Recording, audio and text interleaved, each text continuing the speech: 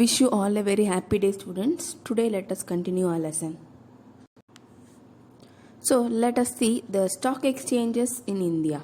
So what are the stock exchanges in India? Today we'll see.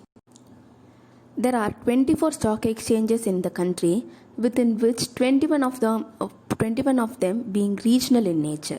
So what happened to the other three? The other three are National Stock Exchange, that is NSE, Over-the-Counter Stock Exchange of India Limited, which is OTCI, and the Interconnected Stock Exchange of India, that is ISE, have mandate to nationwide trading network. That is, it has been available to the control of all over the nation. The ISE has been promoted by 15 regional stock exchanges in the country and is based at Mumbai. So it is going to control the 15 regional stock exchange, and its head office is at Mumbai. The NSE, OTCI, ISE and majority of the regional stock exchanges have adopted the screen-based trading system to provide automated and modern facilities for trading in a transparent, fair and open manner with access to the investors across the country.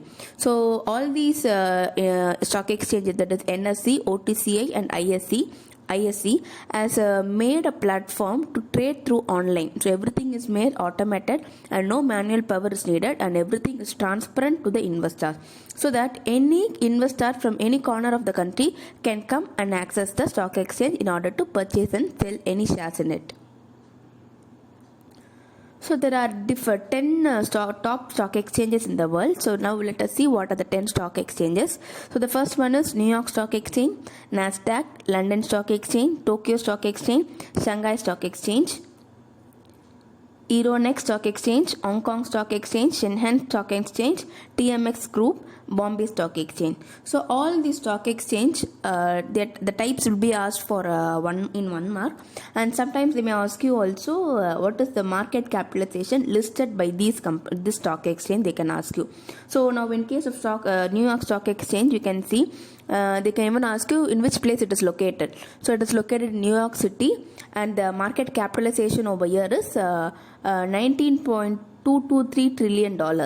So in case of Nasdaq, it is $6.831 trillion, and in case of London Stock Exchange, it is $6.187 trillion. In Tokyo Stock Exchange, it is $4.48 trillion, and in Shanghai, that is Shanghai Stock Exchange, it is $3.986 trillion. And in Euronext, it is $3.321 trillion, and in Hong Kong Stock Exchange, it is $3.325 trillion. In Shenzhen Stock Exchange, it is $2.285 trillion, and in TMX Group, it is $1.939 trillion, and in Bombay Stock Exchange, which is located in Bombay, India, it is $1.682 trillion of market capitalization is being done. So now let us see the types of speculators. So speculator is are of different types. Now we are going to see about the 4 types, that is bull, bear, stag and lame duck. So they are carried on with a name called which is related to the animals, because the behavior of the animals can be matched with the speculators. So the first one is bull.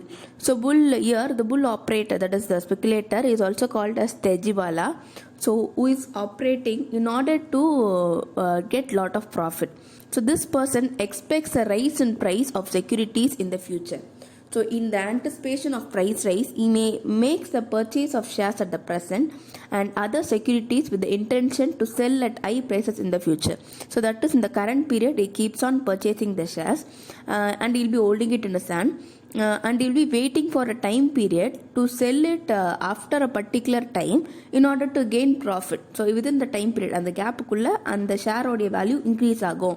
So na future la increase aanadukku appuram vittana enakku profit nariya kadaikum appdin solittu அவர் வந்து wait பண்ணிட்டு இருப்பாரு. He is called an optimistic speculator. ஏன்னா ரொம்ப பாசிட்டிவா think பண்ணி he is waitingல. So he is called as optimistic speculator. And why is compared to bullன்னு பார்த்தீங்கன்னா காளமாடு புல்லுன்றது. So இங்கே ஏன் காளமாடோட கம்பேர் பண்ணியிருக்காங்கன்னா, காளமாடு கிட்ட அதனோட விக்டிம் கையில் கிடச்சின்னா ஃபஸ்ட்டு என்ன பண்ணுன்னா, அதை தாக்கிறதுக்கு யாராவது வராங்கன்னா தன்னுடைய கொம்பை வச்சு என்ன பண்ணும், மேலே தூக்கி அடிச்சிடும். ஓகேவா. அதே மாதிரி தான் இந்த பர்சனு இங்கே கையில் மாட்டுற அந்த ஷேர்ஸை தான் விக்டிமாக கன்சிடர் பண்ணிட்டு இருக்காங்க. அந்த விக்டிம் எப்போ இவர் கையில் இருக்கும்போது எப்போல்லாம் ப்ரைஸ் ரைஸ் ஆகும்னு சொல்லிட்டு வெயிட் பண்ணி அந்த ஷேர்ஸை ப்ராஃபிட்காக விற்பார். ஸோ அதுதான் வந்து புல் ஆப்ரேட்டர். நெக்ஸ்ட் பேர் operator. A bear or mandiwala speculator expects price to fall in future and sells security at the present with a view to purchase them at lower prices in the future. So பேரை வந்து மண்டிவலான்னு சொல்லுவாங்க. So இவர் என்ன பண்ணுவாருன்னா he expects price to fall in future. So லாஸ்ட்டாக என்னது, நான் ஒரு 10 நாளுக்கு அப்புறம் வெயிட் பண்ணி விற்றேன்னா அதனோட விலை குறைஞ்சிடுச்சுன்னா எனக்கு லாஸ் வந்துருமோ அப்படிங்கிற பயத்திலே என்ன பண்ணுவார், இப்போ ப்ரெசென்ட்லே கம்மியான விலையில் ஷேர்ஸ் இருந்தாலும் சரி இப்போது வாங்கின விலைக்கு அது அட்லீஸ்ட் வித்துடலாம் அப்படின்ட்டு வித்துருவார். A bear does not have securities at the present but sells them at higher price in the anticipation that he will supply them by purchasing at lower price in the future. So கையில் இவர்கிட்ட செக்யூரிட்டிஸே இருக்காது. ஆனால் என்ன சொல்வார், இப்போ என் கையில் செக்யூரிட்டிஸே இல்லை, ஆனால் நான் வந்து அதிக விலைக்கு, அது நான் மார்க்கெட்டில் பார்த்தீங்கன்னா கொட்டேஷன்ஸ் வச்சு ப்ரைஸ் கண்டுபிடிச்சிடலாம்ல. ஸோ கரண்ட் வேல்யூவோட அதிகமான ப்ரைஸ் வச்சு மற்றவங்களுக்கு நான் சப்ளை பண்ணுறேன் அப்படின்னு சொல்லிட்டு வாக்கு கொடுத்துருவாரு. அவர்கிட்ட வாக்கு கொடுக்கறதுக்கான காரணம் என்னன்னா, இன்னொரு 10 நாள் அதனுடைய விலை குறையும், அப்போ குறையும் போது நம்ம வாங்கி அதை திருப்பி அவங்க கிட்ட கொடுத்துட்டோம், அதை யார் கேட்டிருக்காங்களோ அவங்களுக்கு கொடுத்தோன்னா, ஷேர் ஹோல்டர் கொடுத்தோன்னா ப்ராஃபிட் கிடைக்கும் அப்படின்ற ஒரு ஆன்டிசிபேஷனில் இவர் ஒர்க் பண்ணுவார்.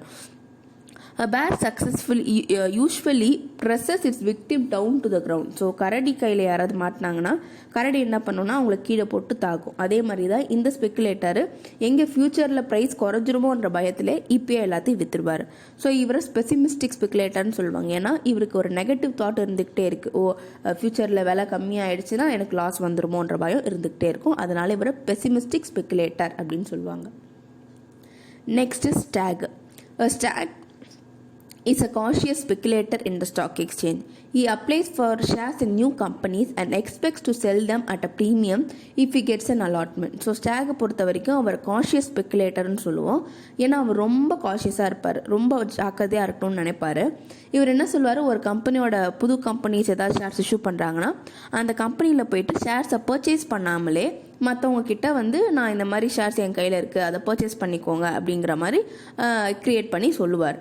ஸோ இவருக்கு வந்து ஆக்சுவலாக அங்கே கன்ஃபர்மேஷனே ஆயிருக்காது, ஜஸ்ட் அப்ளை தான் பண்ணியிருப்பார், கன்ஃபார்மே ஆகாத நிலைமையில இப்படி பண்ணுவார். ஸோ அவருடைய தாட் என்னன்னா, ஒன்ஸ் அங்கே வந்து கன்ஃபார்ம் ஆயிடுச்சுன்னா அந்த ஷேரை எடுத்துகிட்டு போயிட்டு யார் கேட்டாங்களோ, அதாவது எந்த பர்சன் வாங்கிக்கிறேன்னு அக்செப்டன்ஸ் கொடுத்தாங்களோ அவங்க கிட்ட கொடுத்துட்டு எக்ஸஸாக 2-3 அப்ளிகேஷனுக்கு எவ்வளோ அமௌண்ட் கொடுத்து வாங்கியிருக்காரோ அதை விட ஒரு 2-3 ரூபாய் எக்ஸஸாக ப்ரீமியம் அமௌண்ட் வச்சு மட்டும் வித்து ப்ராஃபிட் ஆக்கிக்கலாம் அப்படின்னு பார்ப்பார். ஸோ இவர் ரொம்ப நாள் கையில் வச்சுருந்து அது மூலியமாக ப்ராஃபிட் வரும்னு வெயிட் பண்ண மாட்டார். கிடைக்கிற 2-3 ரூபாயை வச்சு அவர் வந்து ப்ராஃபிட்டை அக்செப்ட் பண்ணிட்டு போயிட்டே இருப்பார். He sell the shares before giving call to pay the call allotment money. So confirm ஆன உடனே மற்றவங்களுக்கு வித்துருவார், அலாட்மெண்ட் வரைக்கும்லாம் வெயிட் பண்ண மாட்டார். இஸ் கால்டு ப்ரீமியம் மண்டர். ஸோ அங்கே கிடைக்கிற ஒரு 2-3 ரூபாய் கூட அவருக்கு போதும் அப்படின்னு சொல்லிட்டு ரொம்ப காஷியஸாக இருப்பார், அதிகமான அமௌண்ட் வேணாம்னு நினைப்பார். இவரை வந்து மான் கூட கம்பேர் பண்ணியிருக்காங்க, டீரோட கம்பேர் பண்ணியிருக்காங்க. ஏன்னா கிடைக்கிற இடத்துல மான் வந்து காட்டில் என்ன பண்ணுமா, தன்னை யாராவது வந்து ஏதாவது பண்ணிட போகிறாங்கன்னு சொல்லிட்டு தன்னுடைய உணவை கூட மறந்து என்ன பண்ணும், ரொம்ப காஷியஸாக இருக்குமா. ஸோ அதுதான் வந்து இங்கே ஸ்டாகை வந்து கம்பேர் பண்ணுறாங்க. Next லேம் duck. ஸோ நான் பேர் பற்றி சொல்லியிருந்தேன். பேர் என்ன பண்ணுன்னா, யாராவது ஒருத்தவங்களுக்கு கமிட்மெண்ட் கொடுத்துரும், நான் இந்த ஷேர்ஸை உங்களுக்கு விற்றுறேன், வாங்கிட்டு அதை உங்களுக்கு நான் விற்கிறேன் அப்படின்னு சொல்லிட்டு அவங்களுக்கு அக்செப்டன்ஸ் கொடுக்கும். ஆனால் சமயங்களில் அதை விற்க முடியாமல் போயிடும்னு வச்சுக்கோங்க, அவங்களுக்கே அதை கிடைக்கல அப்படின்னா விற்க முடியாது. ஸோ அந்த டைமில் இவங்க வந்து ஒரு முடவாத்து, அதாவது வாத்து மாதிரி கஷ்டப்படுவாங்களாம். ஸோ வாத்து என்ன பண்ணுன்னா, தனக்கு அடுத்த ஸ்டெப்பு என்ன பண்ணுறதுன்னு தெரியாமல் மற்றவங்க யார் என்ன பண்ணுறாங்களோ அதை பார்த்து பண்ணிகிட்டே இருக்குமா. ஸோ அதே மாதிரி தான் இதுவும். ஸோ இங்கே இந்த ஸ்பெக்குலேட்டர் என்ன பண்ணுறதுன்னு தெரியாமல் ரொம்ப கன்ஃபியூஸ்டான ஒரு சுச்சுவேஷனில் ரொம்ப வந்து அஃபெக்ட் ஆகி இருப்பாராம். Moreover the pier is not willing to carry over the transaction. So இப்படி தரேன்னு சொல்லிட்டு தராமல் இருந்த ஒரு பர்டிகுலர் இன்வெஸ்டரை பார்த்துட்டு எந்த பர்சன்ஸும் வந்து டிரான்சாக்ஷன்ஸ் வச்சுக்க மாட்டாங்க. ஸோ அப்போ அவர் வந்து ஏமாந்து போயிடுவார். ஸோ அதுதான் வந்து 4th type of speculator, lame duck. So next we can see the stock exchange versus commodity exchange. Difference பார்க்க போகிறோம். மொத்தம் 10 டிஃப்ரென்ஸ் இருக்குது. அதில் ஃபர்ஸ்ட் ஒன் பாருங்கள், ஸ்டாக் எக்ஸ்சேஞ்சோட மீனிங் கொடுத்துருக்காங்க. ஸோ இது ஆல்ரெடி வந்து நம்ம ஃபீச்சர்ஸில் பார்த்தா அதே தான் கொடுத்துருக்காங்க. It is also called a stock market and without the stock market capital market will not be working. So கேபிட்டல் மார்க்கெட்டோடைய மெயின் எக்ஸிஸ்டன்ஸே வந்து ஸ்டாக் மார்க்கெட் தான்.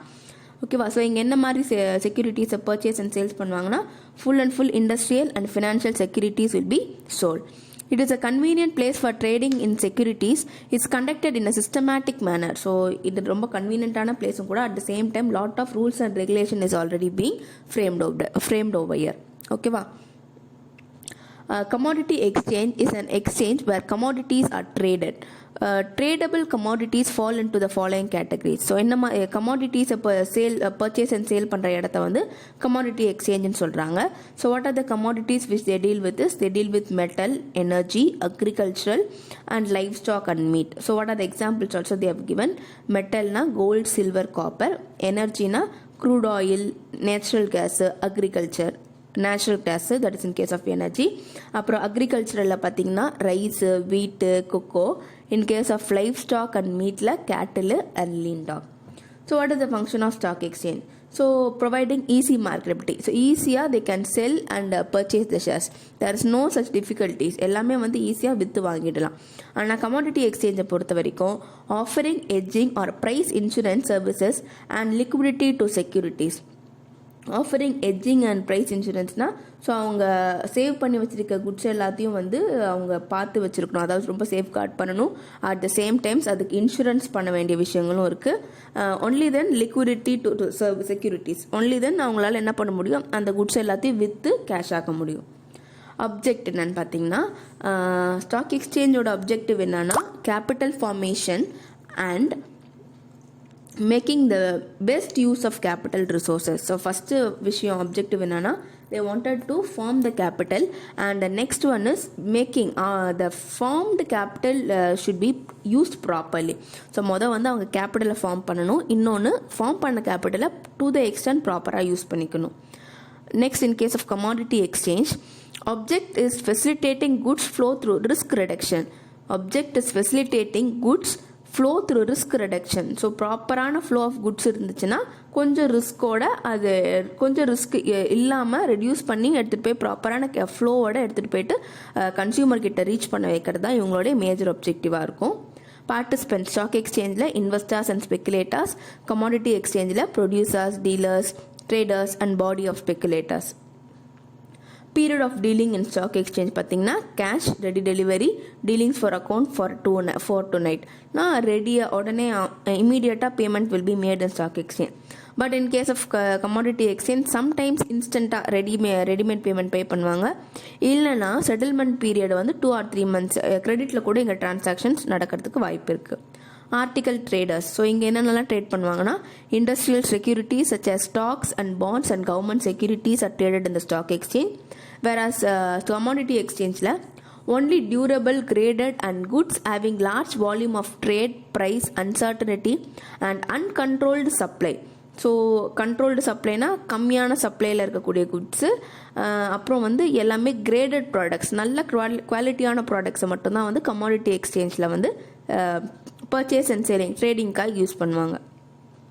ஸ்பெக்குலேஷன். ஸோ ஸ்டாக் எக்ஸ்சேஞ்சை பொறுத்த வரைக்கும் ஸ்பெக்குலேஷன் இருக்குது. எதுக்காகனா சேலபிலிட்டி, ஒரு பொருளை விற்கிறதுக்காகவும் அதனோட ப்ராப்பரான ஃப்ளோவை எடுத்துகிட்டு வரதுக்காகவும் ஸ்பெக்குலேஷன் கண்டிப்பாக நடக்கும். கமாடிட்டி எக்ஸ்சேஞ்சை பொறுத்த வரைக்கும் speculation ensures assumption and absorption of price risk. So speculation ஒன்று நடக்கிறதே தெரியாமல் திடீர்னு ப்ரைஸ் இன்க்ரீஸ் அப்போ தான் வந்து அதில் ஏதோ ஸ்பெக்குலேஷன் நடக்குது அப்படிங்கிற மாதிரி தெரியும். ஸோ மற்றபடி டக்குன்னு நம்மளால் அதை கண்டுபிடிக்க முடியாது. Forward contract. Forward dealings are simplified as securities are fully standardized. So forward டீலிங்னா ஸ்டாண்டர்டைஸ்ட் குட்ஸை நம்ம விற்கிறதுனால ஸோ ஃபியூச்சரில் நடக்க போகிற கான்ட்ராக்ட் கூட இப்போயே என்ன பண்ணிடுவாங்க, முன்னாடியே கன்ஃபர்மேஷன் பண்ணுறதுக்கான வாய்ப்பு ஸ்டாக் எக்ஸ்சேஞ்சில் இருக்குது. ஆனால் கமாடிட்டி எக்ஸ்சேஞ்சை பொறுத்த வரைக்கும் standards are to be fix for deliverable grades. So நல்ல குவாலிட்டி குட்ஸாக இருந்தால் சம்டைம்ஸ் வந்து இதுக்கு இந்த ஃபெசிலிட்டி இருக்குது, எல்லா டைம்லேயும் வந்து இந்த ஃபெசிலிட்டிஸ் கிடைக்காது. அடுத்தது cornering. So seller has to deliver the agreed securities and cornering is easy. So நான் வந்து ஒரு பொருளை ஒருத்தவங்களுக்கு விற்க போகிறேன்னா கண்டிப்பாக நான் என்ன பண்ணி ஆகணும், நான் ஷேர்ஸை கொடுத்து தான் ஆகணும், அவங்க எனக்கு பே பண்ணி தான் ஆகணும். ஸோ இந்த ரெஸ்பான்சிபிலிட்டிஸ்ன்றது 2 பேருக்கும் ரொம்ப ஈஸியாக இருக்கும். கார்னரிங், நான் அவரை போய் கேட்பேன், ஏன்னா எனக்கு அவருக்கு காசு தரணும், அவர் என்ன கேட்பார், ஏன்னா நான் அவருக்கு ஷேர் தரணும். ஸோ இங்கே cornering is very easy. But in case of commodity exchange, cornering is somewhat difficult ன்னு சொல்லணும். As the seller has the option to deliver standard or other deliverable goods.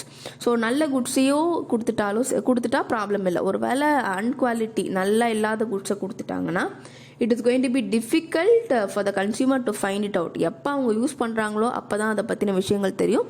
So யார் அந்த சேல்ஸை பண்ணியிருப்பாங்கிறத கண்டுபிடிக்கிறதுக்கே ரொம்ப பெரிய விஷயமாயிடும். ஸோ அந்த டைமில் cornering is very difficult. At last, price quotation.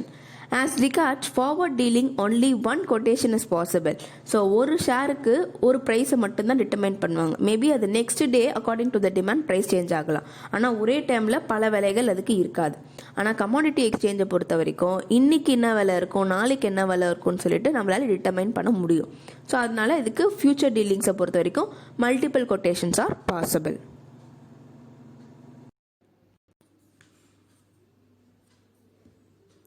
So next recent development and stock exchange பார்க்கலாம். So what are the ரீசன்ட் டெவலப்மெண்ட்ஸ்னா, national stock market system was advocated. So யார் ஸ்டார்ட் பண்ணியிருக்காங்கன்னா, I-powered group on establishment of new stock exchanges was headed by Shyam J. Parvani, which was popularly known as Parvani Committee.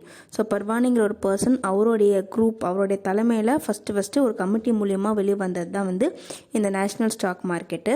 At present national stock market in India comprises the following. So இத்தனை stock markets இப்போ கரண்ட்டாக இருக்குது.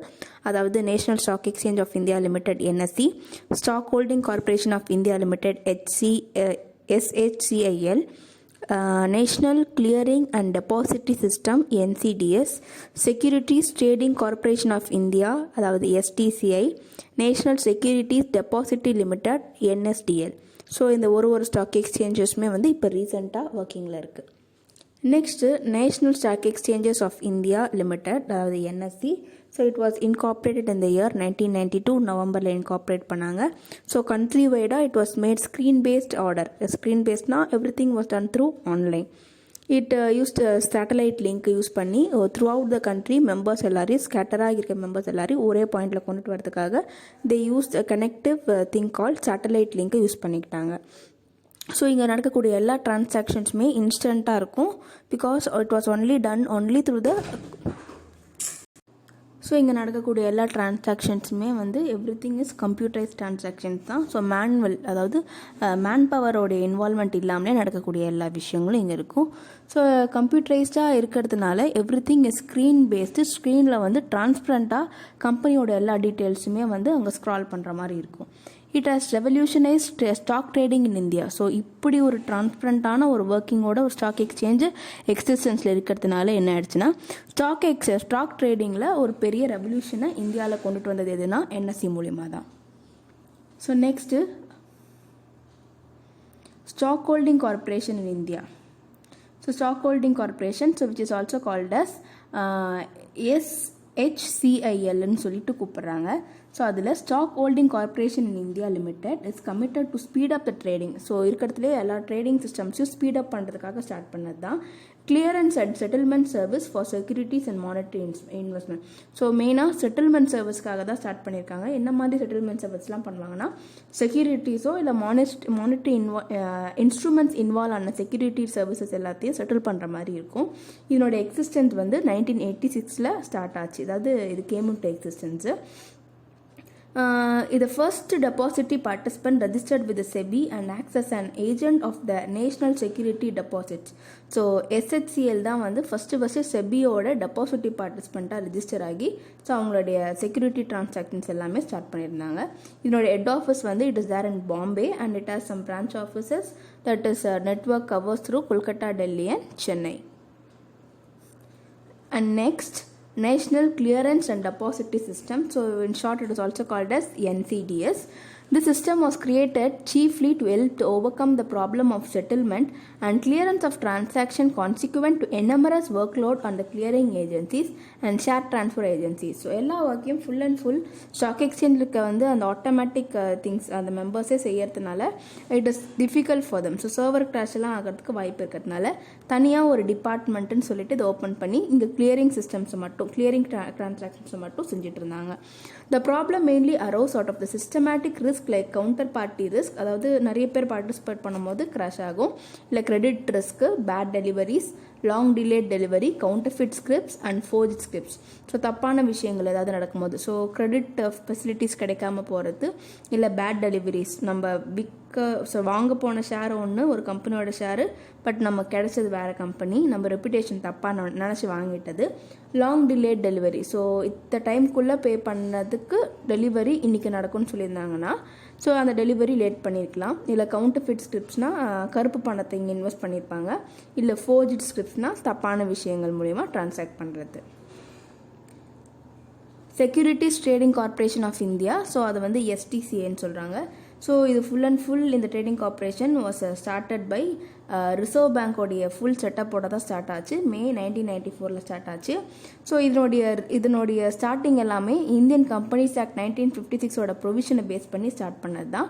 So இது கூட with public sector பேங்க்ஸும் all Indian financial இன்ஸ்டிடியூஷன்ஸும் ஜாயிண்ட்டாக தான் ஸ்டார்ட் பண்ணியிருக்காங்க இந்த எஸ்டிசிஐயை.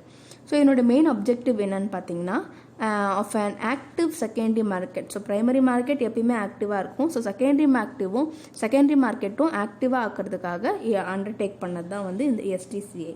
It had an authorized and paid up capital of rupees 500 crores of which RBI contributed 50.18%. So இவங்களுடைய paid up capital எவ்வளோன்னு பார்த்தீங்கன்னா 500 crores. இதில் பாதி அமௌண்ட்டு, அதாவது 50.18% வந்து கிட்டத்தட்ட RBI கான்ட்ரிபியூட் பண்ணியிருக்காங்க.